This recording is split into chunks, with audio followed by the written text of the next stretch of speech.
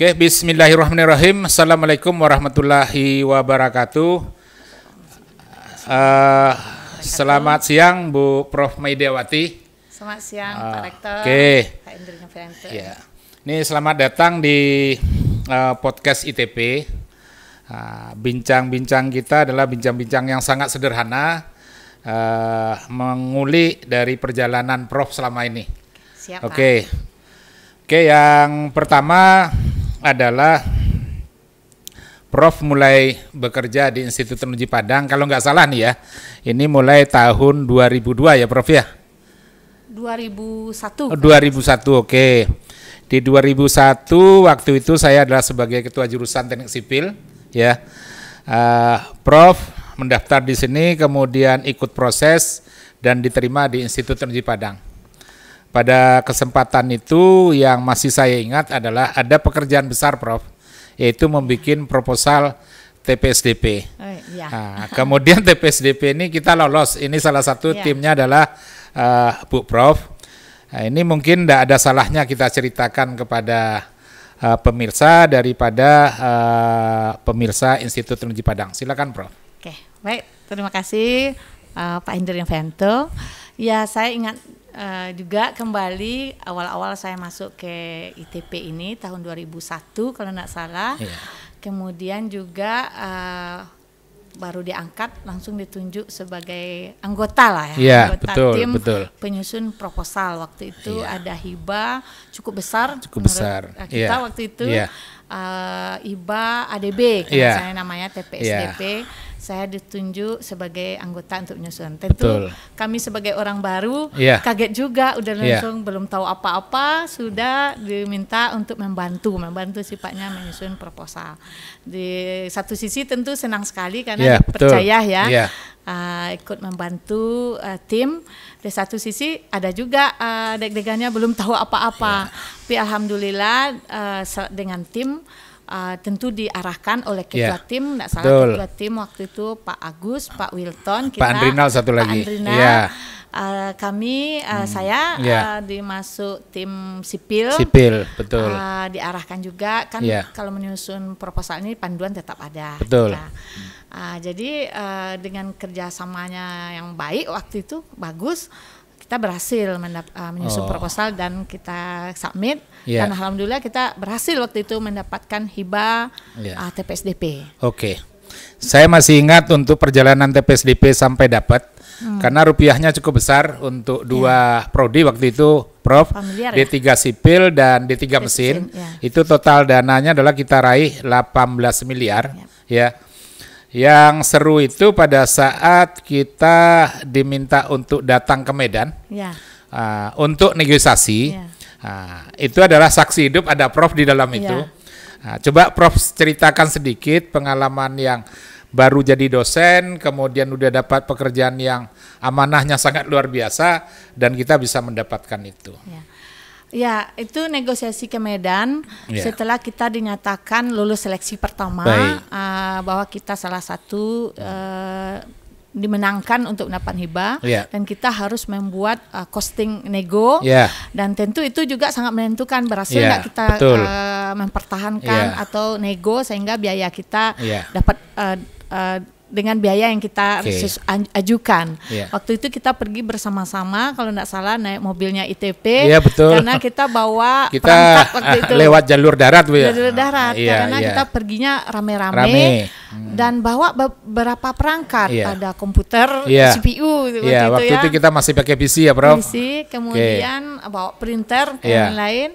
Jadi kita memang bawa berapa mobil waktu itu. Di sana kita nego, kalau tidak salah kita 2 malam di sana. Betul. Hotelnya saya lupa. Kemudian di nego itu kita memperjuangkan pertama memperjuangkan program kita yang kita buat itu memang patut kita kerjakan atau kita layak untuk dipertahankan dan mempertahankan harga. Kemudian di sana yang dari program itu yang banyak program-program penting kita. Yang pertama pengadaan alat, studi lanjut, kemudian studi lanjut dosen, training dosen dalam dan luar negeri. Jadi memang kalau menurut saya itu memang titik poinnya ITP waktu itu untuk berkembang, karena di sana kita bisa beli alat labor barangnya, kita dengan juga membuat beberapa gedung, kemudian dosen kita dapat biaya untuk sekolah ke luar negeri. Jadi memang kita di sanalah perjuangan kita supaya ini disetujui. Gitu. Jadi 2 malam kita kerja dan harus selesai di malam itu juga, harus peak biayanya. 2 malam kita tidak tidur, besoknya langsung balik ke Padang. Setelah selesai malam itu besok pagi harus balik ke Padang, seperti itu. Keren, Prof ya. Artinya bekal ada juga bekal. Yang jelas tim ya enggak lah, kita jelas tim kita waktu itu ada tim yang untuk mensupport, membuat tim supportnya ada tim yang menyediakan konsumsi, jadi ada memang tim konsumsinya. Jadi kita nak mikir-mikir makan apa atau snack kita apa, memang disiapkan waktu itu. Yang luar biasa itu adalah Prof, timnya ada Prof, Bu Wenda, Bu Mul ya. Dan itu memang sangat luar biasa, seperti yang Prof sampaikan adalah starting point untuk ITP untuk bisa mendapatkan hibah. Kemudian kita lanjutkan hibah di sana, tadi Prof sampaikan ada studi lanjut. Dan tidak salah Prof ikut mengambil itu untuk kuliah di ITB awalnya S2. Ini perlu juga Prof sampaikan. Kemudian Prof sampai ke Toyoasi dan sampai S3 itu mungkin bisa Prof ceritakan dengan seru lah. Silakan.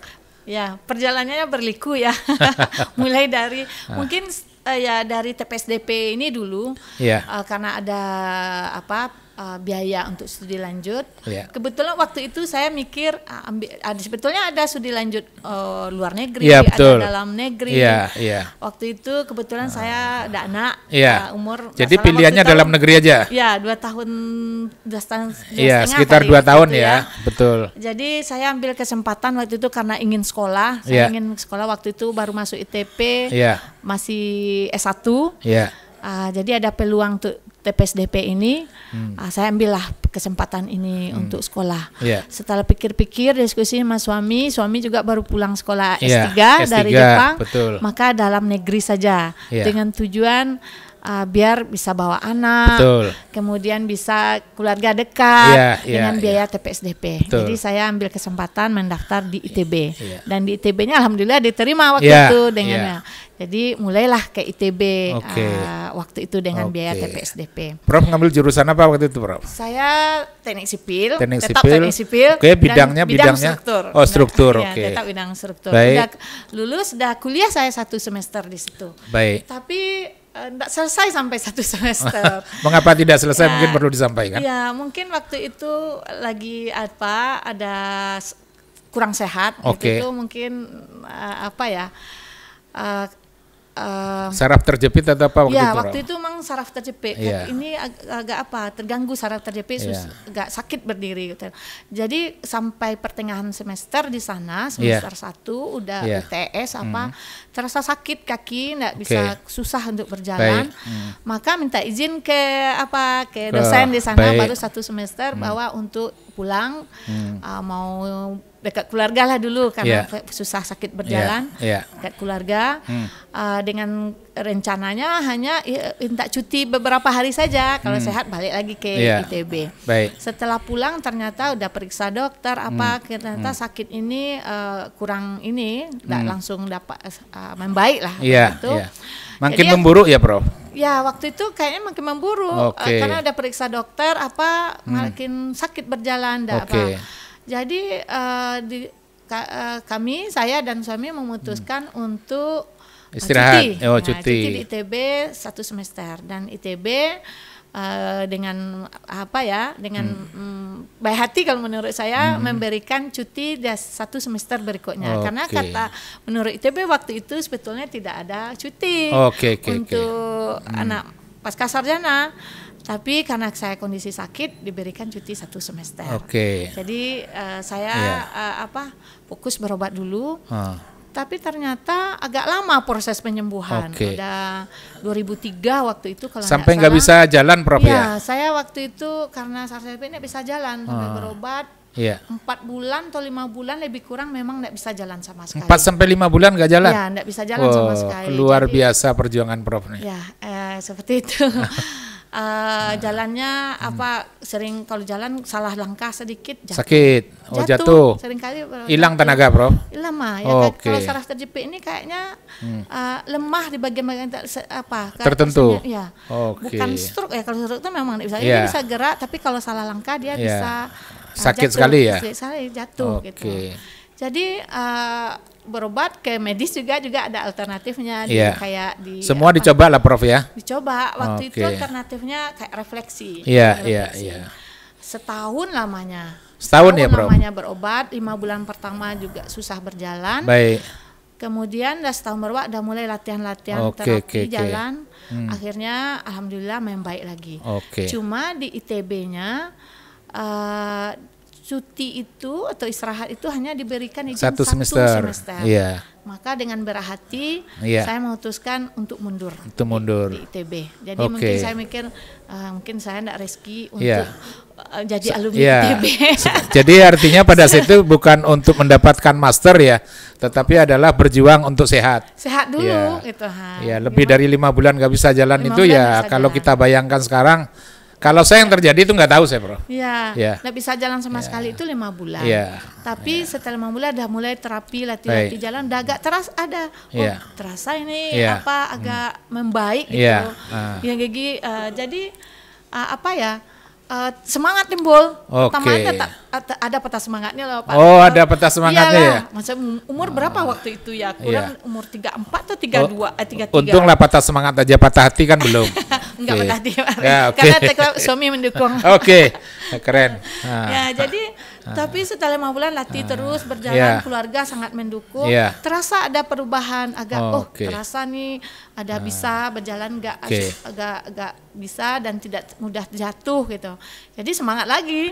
Maka dalam 1 tahun itu berjalan dengan pengobatan refleksi tadi tetap jalan. Berarti pasca penyembuhannya 1 tahun ya? 1 tahun. Dengan suka duka, dengan duka yang sangat panjang gitu. Baik. Jadi berpikir waktu itu ini kayaknya secara ketika nggak bisa jalan tuh kayaknya secara karir ini habis gitu. Kepikiran yang enggak lah ya. Iya. Mau lumpuh selamanya nih gitu. Pikir waktu itu masih muda. Masih muda sekali. Baru 33 umur ya. Jadi dengan ada terasa membaik, suami juga support terus. Suami yang paling memberi dorongan. Luar biasa Pak Uca ya. Luar biasa sekali. Prof ya. Luar biasa sekali. Kemudian terasa membaik, udah 1 tahun kayaknya udah bisa jalan sambil yang susahnya setelah 1 tahun mungkin turun naik tangga agak masih berat. Kemudian memberanikan diri balik ke ITP kan setahun istirahat. Memberanikan diri balik ke ITP, menemui Pak Rektor waktu itu. Waktu itu Pak Yulman. Minta izin lagi untuk beraktivitas. Baik. Setelah memutuskan di ITB untuk mundur dulu sekolah. Berarti Prof setelah itu pasca penyembuhan kemudian datang lagi ke ITP, mulai semangat lagi. Kemudian kita masuk fase nih. Kepikiran untuk sekolah atau kuliah di Toyohashi. Itu perjuangannya sangat berat loh Prof. Karena punya anak, punya istri, punya suami. Itu enggak apa? Silakan diceritakan Prof. Ya, setelah masuk 2004 kalau enggak salah saya masuk ke ITP lagi, mulai lagi untuk aktivitas membantu kegiatan di kampus dan alhamdulillah ITP berbaik hati mengaktifkan saya kembali. Dan tapi kepikiran sekolah ini tetap ada. Semangatnya tetap ada ya? Iya, enggak patah semangat karena saya masih S1. Sementara syarat dosen itu harus S2 minimal. Orang udah rame yang S2 ya, Prof. Tinggal saya sendiri. Tinggal yang masih S1 dan semuanya udah pulang-pulang sekolah. Jadi juga menambah pemikiran beban mental juga harus sekolah nih pikir gitu. Dan ITP waktu itu masih ada program TPSDP tadi. Betul. Dia kan 3 tahun kalau nggak salah. 3 tahun. Dan ada program untuk training luar negeri dengan syarat TOEFL gitu memenuhi. Dan saya mau ambil kesempatan itu lagi untuk bisa training ke luar negeri. dengan tentu belajarlah TOEFL tadi, belajar bahasa Inggris tadi dengan untuk memenuhi syarat. Alhamdulillah berhasil. Saya kontak lagi ada teman yang bantu di Toyasi mencarikan supervisor. Yang sebetulnya supervisor ini maksudnya adalah orang yang mau menerima untuk short course 3 bulan, mau menerima di labnya. Inti short course ini adalah belajar teknis di lab, mempelajari hal-hal baru di lab, seperti itu. Dan kawan dosen tadi memang tuh Pak Prof Fauzan yang membantu, Pak Fauzan yang membantu saya waktu itu, yang beliau sedang S3 dan profesor beliau mau menerima saya karena ada dananya dari PSDP tadi untuk 3 bulan. Maka saya di sana 3 bulan. 3 bulan. Selama di sana 3 bulan saya mengikuti kegiatan di labnya Profesor Kuramoto, nak salah waktu. 3 bulan saya ikuti di lab beliau, pengujian lab, semuanya saya ikuti. Dari sana mulai menarik untuk sekolah studi lanjut ya. Padahal sebetulnya waktu training pokoknya mencari link gimana sekolah gitu. Intinya itu. Dan tentu semua kegiatan lab saya ikuti. Dan pulang sana, mau pulang saya kontak lagi Profesor Kuramoto untuk minta izin mau lanjut sekolah S2. Tapi beliau merekomendasi saya ke profesor lain waktu itu, yaitu Profesor Sanada. Berarti startnya adalah dari short course, baru masuk ke pasca sarjana untuk ngambil S2. Berarti tetap TPSDP ya? Yang untuk short course kan TPSDP. Berarti ini adalah hasil kerja keras Bu Prof dari awal. Kemudian Profesor Kuramoto merekomendasikan saya ke Profesor Sanada. Beliau juga waktu itu profesor baru di TUT. Jadi baru datang, beliau pindah dari dari Todai kalau nggak salah. Jadi beliau juga mahasiswanya masih sedikit. Ini peluang menurut saya. Jadi memanfaatkan peluang itu sangat penting sekali. Ada peluang kita manfaatkan. Tentu dengan meningkatkan diri kita. Kerja keras Prof ya. Kerja keras, kita pantang patah semangat. Pantang mundur. Seperti itu. Jadi saya kontak juga Profesor Sanada. Profesor Kuramoto memberikan rekomendasi ke Profesor Sanada. Dan alhamdulillah Profesor Sanada mau menerima saya waktu itu. Waktu itu umur saya udah mau 35. Jadi saya apply untuk beasiswa pemerintah Jepang, yaitu membuka gakuso atau kalau di Jepang Prof umur 35 itu kalau untuk S2 udah termasuk uzur atau gimana Prof? Uzur sekali. Kalau anak Jepang sendiri dia tamat S1 langsung biasanya S2. Biasanya sekitar umur 22, 23. Anak Indonesia yang kesana yang biasa dapat beasiswa Membuso itu umur muda juga. Karena Membuso itu adalah beasiswa levelnya tinggi. Dia dunia level seleksinya untuk Jepang seluruh dunia, dan biasanya perguruan tinggi itu diberi jatah. Misalnya Toyasi jatah tahun itu kalau tidak salah mungkin sekitar 5 atau 6 untuk seluruh dunia. Dan Profesor Sanada juga mendapat jatah. Dan saya dari 5-6 itu Prof ngambil satu itu ya? Untuk beasiswa, keren. Jadi umur saya waktu itu hampir 35. Padahal batasnya untuk beasiswa itu tidak boleh lebih dari 35. Jadi hidup Prof banyak nyaris tapi nggak mati ya? Nyaris tapi nggak mati Prof. Alhamdulillah. Itu rezeki itu. Rezeki ya. Selesai S2 langsung S3 atau gimana Prof? Kemudian S2 2 tahun di bawah profesornya Sanada, Profesor Sanada. Kemudian waktu itu sebetulnya belum ada niat untuk S3 karena mikir-mikir sanggup nggak ya.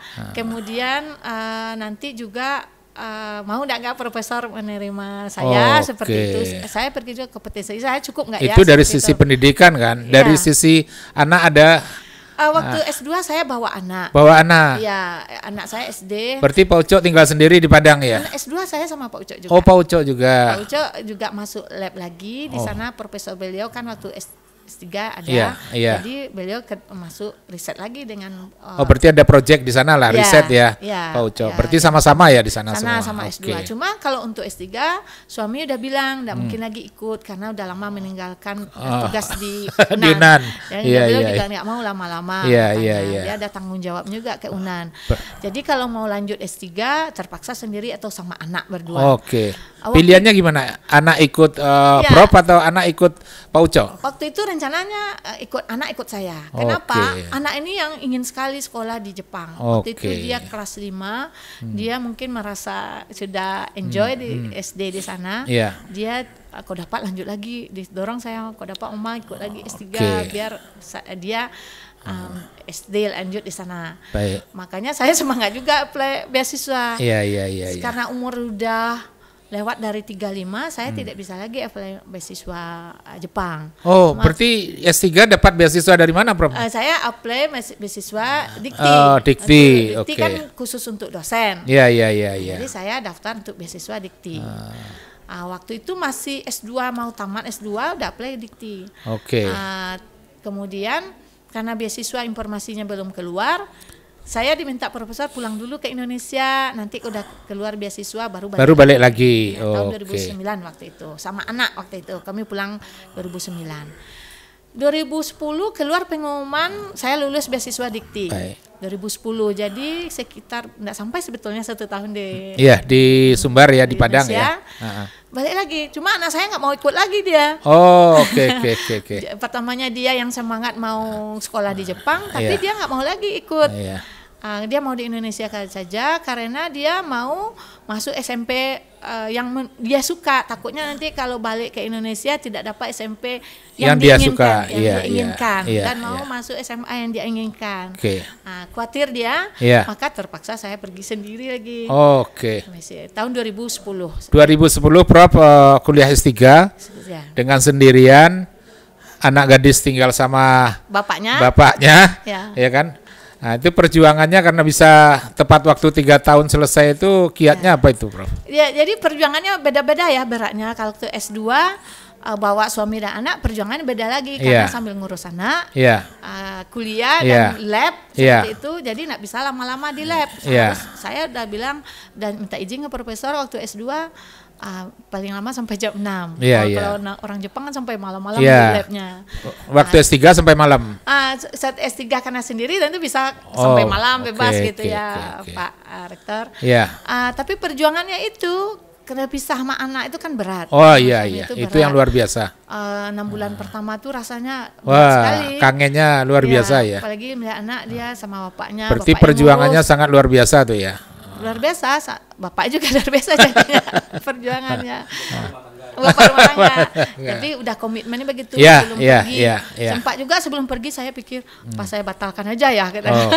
Karena memikirkan meninggalkan anak ini.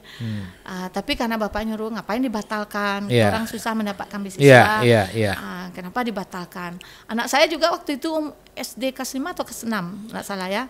Dia juga bilang 3 tahun tuh nggak lama Mas sebentar. Jadi saya buat lagi mendengar anak yang bilang motivasi dari anak nih ya. 3 tahun tuh sebentar kok Ma katanya. Jadi saya semangat. Cuma pas di sana juga berat. Pastilah. Pulang sendiri malam, anak jauh gitu. Kepikiran lah. Tapi udah ada dulu apa kalau nggak salah Skype. Skype. Kemudian ada kita malam video call kayak gitu kan. Cuma dalam 6 bulan tuh saya udah pulang minta izin profesor. Tahun pertama profesor masih mengizinkan pulang bolak-balik sekali 6 bulan pulang. Cari tiket murah. Waktu itu untung ada AirAsia-nya. AirAsia ini pesawatnya mahasiswa. Mungkinnya berapa bulan ke depan kita cari kadang dapat murah 2 juta, 3 juta seperti itu. Itu Pak Rektor. Jadi begitu juga misalnya 6 bulan saya pulang, nanti 6 bulan berikutnya suami datang bolak-balik kami seperti itu. Jadi anak pas libur juga ke sana. Jadi yang penting beasiswa cukup lah untuk itu. Tidak ada sisa tidak apa-apa. Yang penting happy suami saya ketemu anak seperti itu. Alhamdulillah. Maka karena jauh itu berat juga perjuangan, target harus ditargetkan. Harus tamat 3 tahun. Harus tamat 3 tahun. Itu menjadi tekad ya, harus tamat 3 tahun. Karena supaya kumpul dengan keluarga nih. Satu lagi, kalau enggak tamat 3 tahun beasiswa Dikti itu 3 tahun. Katanya boleh perpanjang, cuma saya tidak mau ambil risiko perpanjang, tentu ada proses perpanjangan. Banyak lah masalahnya kan.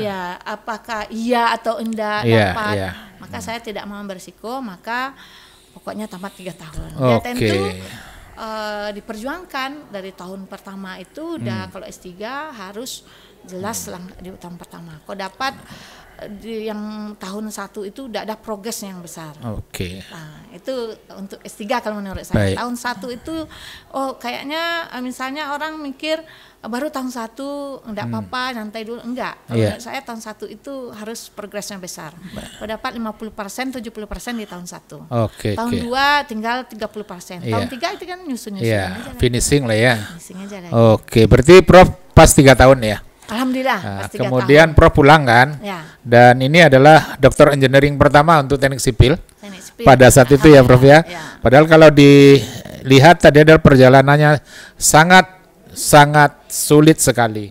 Ada sakit 1 tahun, kemudian perjalanan harus pisah sama keluarga dan lain-lain. Dan setelah pulang berapa tahun Prof bisa meraih Profesor Prof? Saya pulang 2013. Jadi mulai S3 2010, selesai 2013. Waktu itu saya sebelum pergi sekolah itu kan pangkatnya nggak diurus-urus Pak Rektor. Masih asisten ahli 100 waktu itu. Ya, masih kum 100 lah. Kum 100 waktu itu. Nah, pulangnya tentu masih sangat rendah dari kum 100. Jadi udah lihat nih orang udah mulai naik seperti itu. Tentu menyusun rencana. Dunia udah berubah. Dan kayaknya kalau dulu sebelum sekolah itu pola naik pangkat tuh belum terlalu jelas. Belum kepikiran lah. Kepikiran dan belum terlalu belum. Kalau setelah pulang sekolah itu udah orang udah membicarakan itu. Visinya udah beda lah. Sudah beda. Guideline-nya udah jelas. Sudah jelas guideline-nya. Jadi pulang sekolah udah mulailah mengatur rencana untuk menaikkan pangkat, menaikkan jabatan fungsional dan pangkat. Jadi kalau dari 100 maka saya direncanakan harus naik 300 dulu. 300. Tahun 2013 saya pulang, 2014, 15 saya udah naik ke 300. Seperti selama 2 tahun ya. 2 tahun saya ke 300. Udah kum 300. Ya, karena waktu sekolah alhamdulillah juga diakui publikasi. Jadi dapatlah 300 di tahun 2015. Tahun 2015 jadi 300 ya. Kemudian dari 2015 terus ndak putus ikut penelitian, riset terus ya. Riset terus. Alhamdulillah yang ada riset hibah dikti ini sangat membantu Pak Rektor. Jadi betul, semangat saya waktu itu ikut selalu masukkan proposal hibah dikti. Alhamdulillah dapat. Alhamdulillah dapat per tahun itu dapat. Berarti profesornya SK menterinya SK dari kementerian itu tahun berapa itu, Bro? Tahun 2023 ya. Jadi 2015 kum 300 terus ikut penelitian publikasi dan kebetulan karena suami sama-sama bidang teknik kita saling menyemangati. Beliau juga lagi menyediakan kolaborasi lah. Bukan hanya kolaborasi rumah tangga, termasuk kolaborasi pendidikan, termasuk kolaborasi riset. Emang gitu. Itu untuk yang sebidang begitu Pak Rektor. Pokoknya udah untung semua lah Prof tuh ya. Kemudian karena beliau juga sedang mengejar bagaimana naik pangkat dan menuju guru besar, jadi saya termotivasi juga. Jadi kami sama-sama ikut konferen, masukin jurnal. Ketika beliau masukkan jurnal konferen, saya masukkan pula atas nama saya. Jadi saya tidak hanya sebagai penulis pendamping. Saya artinya Prof udah biasa mandiri lah. Harus penulis pertama. Cuman dasarnya adalah kolaborasi. 2023 ya Prof? Iya, jadi 2015 naik ke 700 dari kum 300 ke 700 dulu, 2019. Jadi berapa tahun itu? 2015, 2023 berarti 4 tahun. 4 tahun dari 300 kemudian mengajukan untuk 700. Cukup tinggi lompatannya sebetulnya. Ya, jadi senangnya gini. Kalau dari 700 ke guru besar 850 itu sebentar lah. Sebentar jadi bisa kita enggak terlalu mungkin. Tapi kalau waktu itu saya memang 2015 sampai 2019 itu semangat sekali menulis, ikut konferen, jurnal, penelitian dapat terus. Maka jadi banyak publikasinya. 2019 sampai 2003 penelitian kan memang tidak boleh, seharusnya memang tidak boleh putus kita ya. Publikasi itu kok dapat ada terus menurut saya. Karena kalau saya berprinsip sekali kita malas terus agak susah membangkitkan diri gitu. Jadi startnya susah lagi itu. Ya, betul. Apalagi kalau diamnya itu lama. Sampai setahun mungkin wah enak juga, malas-malas mungkin gitu. Maka saya berusaha untuk itu. Jadi 2003 saya coba ajukan. 2023 saya coba ajukan. Alhamdulillah sekali lolos. Masuk. Diterima. Prof Mediawati adalah profesor kedua untuk Institut Teknologi Padang dan sangat membanggakan. Kita masuk sesi lain nih, Prof. Kita sedikit ulik. Prof hanya punya anak 1 orang, perempuan, ya kan? Nah, punya anak 1 orang nih istilahnya kalau di Minang tuh punya rumah di tepi tebing nih, Prof. Iya kan? Nah, cuman ini perlu kita ulik, dan anak Prof bisa meraih adalah seorang dokter, itu pun perlu perjuangan yang sangat berat sekali. Itu kiatnya gimana itu, Prof? Ya, alhamdulillah Allah kasih 1. Pengennya sebetulnya nggak 1, Pak. Maunya 4 lah ya. Tapi karena tentu Allah yang menentukan, dapat 1 perempuan. Dia memang kami sipil berdua. Saya sama-sama bidang sipil. Berpikir di awal mungkin anak ini ke sipil akhirnya. Itu ternyata dia memilih, dia punya pilihan sendiri. Dia dari SMA itu dia udah maunya ke bidang medis. Dia masuk ke dokteran. Maka pilihan sendiri ya dari Nadia ya. Ya, kami udah berusaha juga kalau teknik sipil ini nanti keuntungannya. Kita juga punya. Udah di marketing dulu ya. Marketing dulu yang teknik sipil itu bagus gitu ya. Iya, karena kalau bidang medis nanti kita mama papa enggak mengerti. Kalau diskusi kita nanti mama enggak bisa beri saran masukan. Tapi dia maunya di medis, bidang kedokteran, dan dia tetap dengan pilihannya. Silakan perjuangkan. Dia berjuang dari SMA-nya. Alhamdulillah dia dapat di FK Unan seperti itu. Lewat jalur undangan. Gitu. Dan berhasil dia menyelesaikan sebetulnya 3,5 tahun. 3,5 tahun udah selesai ya? Ya, udah escape-nya 3,5 tahun. Kemudian dah selesai dia dokternya tahun berapa ya? Udah 1-2 tahun berikutnya kan sudah tahun. Tapi kalau kita rangkum nih, Prof, ya kan. Perjalanan Prof tuh, ini simpulan saya pribadi ya. Waktu Prof sakit itu adalah membuang sial tuh, Prof. Ya kan? Habis itu lancar aja. Termasuk pendidikan Prof sampai bisa dapat profesor. Kemudian suami lancar juga bisa mendapatkan profesor. Anak sukses juga. Dan terakhir adalah dapat menantu. Sangat luar biasa. Dan hari ini Prof telah dititipkan pula 1 orang cucu. Ini sangat luar biasa. Ini adalah pedoman dari Prof untuk kita bersama kerja keras dan fokus. Kita selesai pribadi. Ini kita masuk ke ITP-nya. Ini Prof kan cukup lama jadi dekan, tapi yang mau saya ulik adalah kondisi sekarang perubahan terhadap aturan demi aturan ini kan sangat luar biasa, Prof. Terakhir kemarin saya lihat Prof lagi giat-giatnya membikin kurikulum yang disebut dengan UBE. Ini apa sih bedanya dengan kurikulum yang lama? Kurikulum ya, sebetulnya saya nggak pakar kali kurikulum ya, Pak Rektor ya. Tapi semangat Prof ini yang perlu kita apresiasi. Sebetulnya kita di Prodi udah mengalami beberapa revisi kurikulum. Ada sejak saya mulai aktif itu udah berapa kali tuh kita namakan kurikulum 2018, kurikulum 2020 dan sekarang mau revisi. Kalau sebelumnya itu 2020 itu kita revisi karena program MBKM. Jadi kita revisi kurikulum kita supaya bisa mendukung kegiatan MBKM. Kemudian dari kurikulum kita yang ada sebelumnya kita memang kurikulum itu berbasis kepada KKNI, SNDT, capaian kompetensi KKNI-nya udah sesuai. Namun selama ini kurikulum kita ini pengukurannya belum.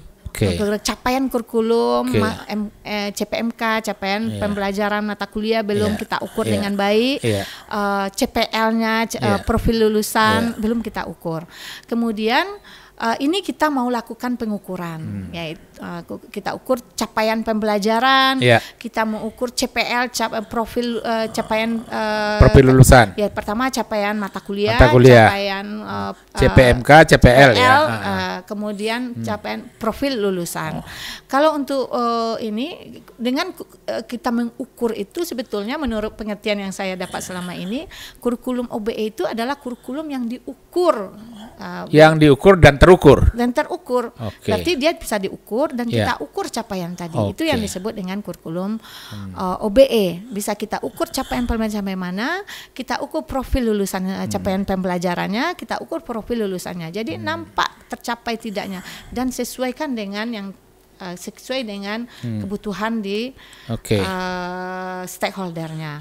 Jadi itu yang kita dinamakan kurikulum OBE yang diukur tadi. Maka untuk mengukur bisa kurikulum ini diukur, maka semuanya kita sinkronkan terlebih dahulu. Apa sih kita petakan terlebih dahulu mata kuliahnya, capaian mata kuliah dengan CPL-nya, kemudian dengan profil lulusannya.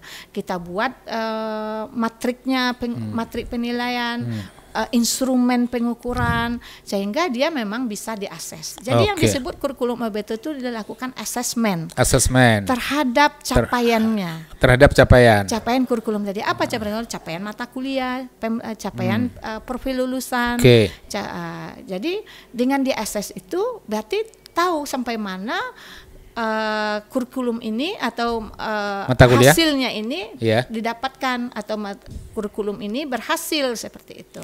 Nah, itu yang kurikulum OBE. Cuman OBE ini yang saya dengar, Prof. Ini kan penilaian akhir adalah mengkombinasikan kan 3, Prof.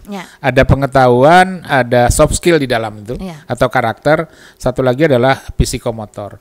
Nah, ini gimana kita untuk membuat pedoman penilaiannya, karena ada 3 variabel yang harus kita jadikan satu. Ya, di dalam CPL setiap kurikulum prodi itu udah ada CPL-nya itu, misalnya CPL-nya terkait dengan soft skill-nya yang mana, pengetahuannya yang mana, keterampilan umum, keterampilan khususnya ada di dalam CPL tersebut.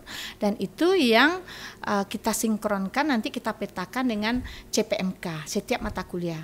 Bagaimana untuk mencapai CPL 1 misalnya, CPL 1 adalah terkait dengan soft skill. Di mata kuliah apa yang terkait untuk dengan CPL tersebut. CPMK mana yang terkait dengan untuk ke CPL tersebut.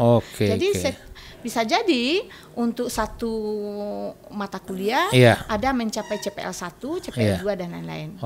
Itu yang dipetakan di dalam kurikulum tadi. Ya, memetakan antara mata kuliah ke CPMK, CPMK memetakan ke CPL. CPL tadi yang sudah menginclude dan mengakomodir semuanya. Ada soft skill-nya, ada pengetahuannya, ada skill-nya tersebut. Nah, jadi ini prodi yang di bawah Prof udah menerapkan atau masih perencanaan, Prof? Ya, semua prodi sekarang udah menyusun kurikulum, tapi belum kita terapkan karena baru selesai menyusun kurikulumnya. Udah memetakan semuanya mata kuliahnya, kemudian udah memetakan mata kuliah dengan CPMK, CPMK dengan CPL. Dalam menyusun kurikulum ini, prodi terkait dia bekerja mengadakan mengundang pihak terkait eksternal seperti dia asosiasi, dia mengundang jadi diadakan FGD dengan asosiasi, dengan alumni, dengan stakeholder. Seperti itu. Tinggal kita udah kurikulum udah selesai, kemudian untuk asesmennya tadi, untuk mengakses ketercapaian tadi, tercapaian CPMK, CPL dan profil lulusan, nanti itu dibuatkan instrumennya dan instrumen dibuatkan sistemnya. Terakhir masalah OBE. Kurikulum OBE berpihak ke dosen atau ke mahasiswa, Prof? Ke mahasiswa. Ya sebetulnya bisa dibilang berpihak karena kita mengukur kalau mahasiswa ini kita ukur ketercapaiannya, di mana kelemahannya kita lakukan satu treatment atau apa untuk biar mahasiswa mencapai seperti kita melakukan remedia.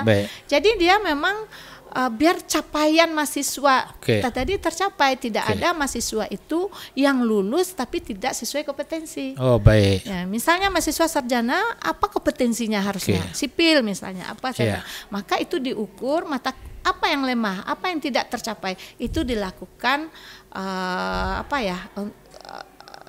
tindakannya untuk seperti remedial tadi, sehingga memang tercapai kompetensi lulusan. Makanya memang berpihak ke mahasiswa. Dan dosen kenapa? Berarti dosen berhasil. Untuk berhasil berarti harus kerja keras nih si dosen. Iya. Kerja kerasnya adalah bukan hanya pengetahuan kan? Iya. Semuanya kan tadi ada ada 3 ya. Ada skillnya, ada knowledge-nya. Dan supaya dosen ini mudah, kita berpihak ke dosen, tentu ada tools-nya tadi. Tools untuk mengukur, untuk mengakses. Ya, bagaimana mengukur CPMK dan CPL. Kemudian terakhir profil lulusan.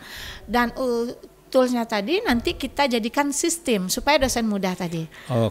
Selanjutnya ini kita udah selesai ke kurikulum, nanti kita membuat sistemnya. Jadi sistemnya itu dari ITP nanti. Jadi dosen kalau udah ada sistem itu berarti Prof nunggu sistem dulu nih kita ya. Baru bisa running ya. Sistem ini memudahkan mengukur. Jadi memudahkan dosen. Berarti untuk mengukur itu perlu ada sistem. Ada sistem. Dan sistem ini ada instrumen. Instrumen ini yang kita interpretasikan ke sistem. Masih di UBE terakhir, apakah mahasiswa ITP pada umumnya siap untuk menerima pelaksanaan daripada kurikulum OBE menurut Prof? Tentu siap. OBE ini kan cuma sebetulnya dia kurikulum sama dulu, cuma kita assess dia. Ini lebih interaktif ya? Iya, kita assess dan supaya dia tercapai, tentu metode mengajar dosen jadi lebih baik. Kan targetnya tercapai. Capaian mata kuliah, tercapai profil pembelajaran, tercapai profil lulusan. Dan supaya tercapai maka dosen berusaha memperbaiki terus metode mengajar, cara mengajar.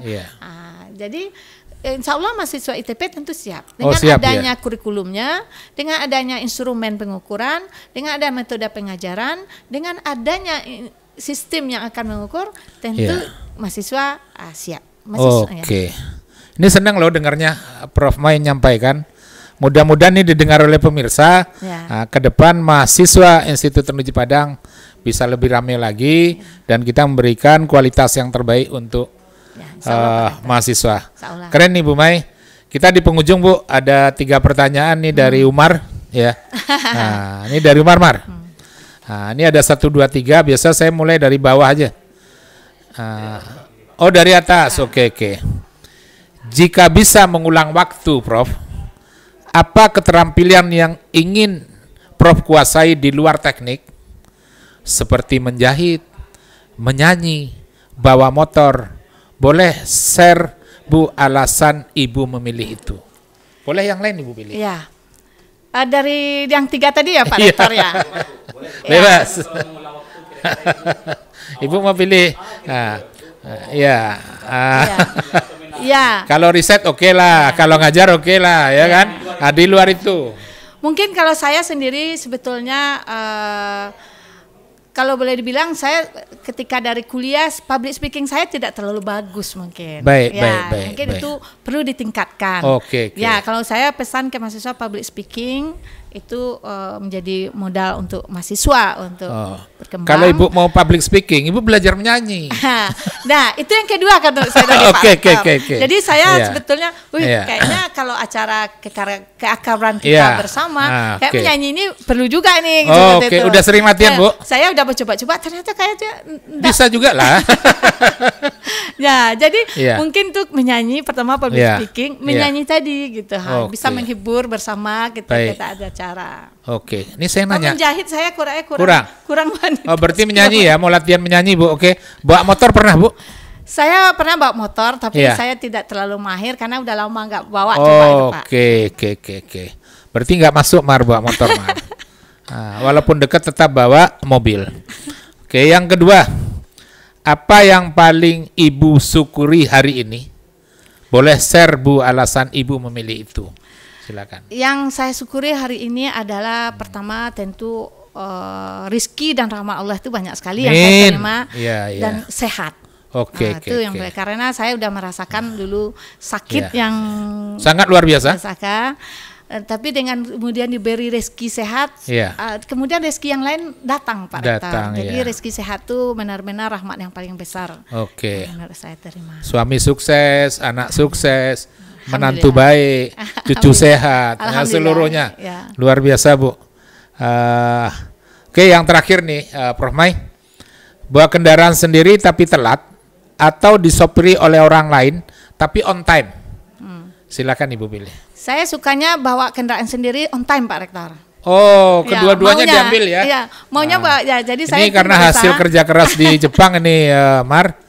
Ya, bawa sendiri terus on time. Ya, saya suka bawa sendiri karena saya kadang keperluan itu tiba-tiba ada. Kalau disupiri saya tergantung sama orang lain, saya kurang suka gitu. Oke, padahal Ibu jauh lo tinggalnya. Iya, saya nggak apa-apa. Nggak apa-apa ya. Jadi saya berdoa juga mudah-mudahan saya sehat sampai umur 70 tahun atau lebih. Bisa kalau bawa bisa mobil. Lebih. Kalau bisa lebih. Saya maunya bawa nyetir sendiri terus. Oh, baik. Ya. Di sampingnya adalah suami ya.